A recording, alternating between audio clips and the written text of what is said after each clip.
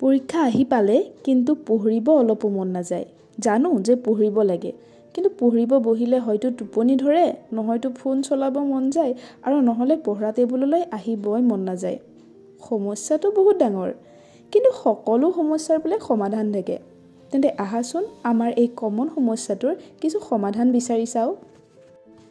তুমি প্ৰথমে তোমাৰ পঢ়া টেবুললৈ আহা আৰু বহি লোৱা। এখন বগা কাগজ লৈ আজিৰ পৰা তোমাৰ এক্সামলৈ ডেটকেইটা লিখি এখন পাৰ্চনেল কেলেণ্ডাৰ বনাই লোৱা।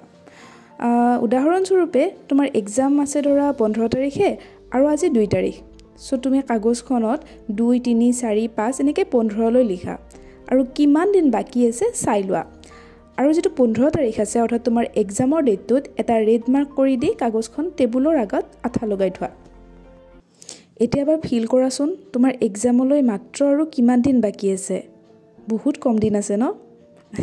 দেন আৰু এটা কথা ফিল কৰা, তোমাৰ ক্লাছৰ বন্ধু বান্ধৱীকেইটালৈ মনত কৰা আৰু ইমেজিন কৰা সিহঁত সকলোৱে এতিয়া পঢ়া টেবুলত বহি পুৰা মুখস্থ কৰি আছে আৰু তুমিহে কেৱল ফোন চাই আছা, যিটো কিন্তু সঁচা কথা হয়।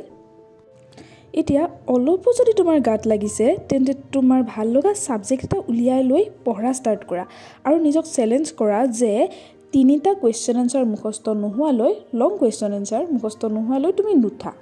ধুমুহা বৰষুণ আলহী আহিলেও নিজক কৰা চেলেঞ্জটো তুমি সম্পূৰ্ণ কৰা। যেতিয়াই তোমাৰ মুখস্থ হ'ব তুমি এইটো ছাবজেক্ট বন্ধ কৰি তুমি বেয়া পোৱা ছাবজেক্ট এটা উলিয়াই লোৱা আৰু ছেম চেলেঞ্জ কৰা। চাবা তোমাৰ মুখস্থ হোৱাৰ লগে লগে তোমাৰ মনটোও পঢ়াত বহিব ল'ব আৰু তোমাৰ লাহে লাহে পঢ়িব ইচ্ছা যোৱা হ'ব। মাথো ট্ৰাই কৰি চোৱা।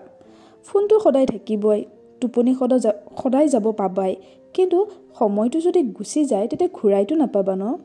এক্সামত সকলো পাছ হৈ তুমি ফেইল হ'লে কেনেকুৱা লাগিব এবাৰ ভাবি চোৱাচোন। গতিকে আৰু কিছুদিনহে বুলি নিজকে বুজাই এতিয়াই গৈ টেবুলত বহা আৰু মই কোৱাৰ দৰে আগবাঢ়া। মই জানো তুমি পাৰিবা।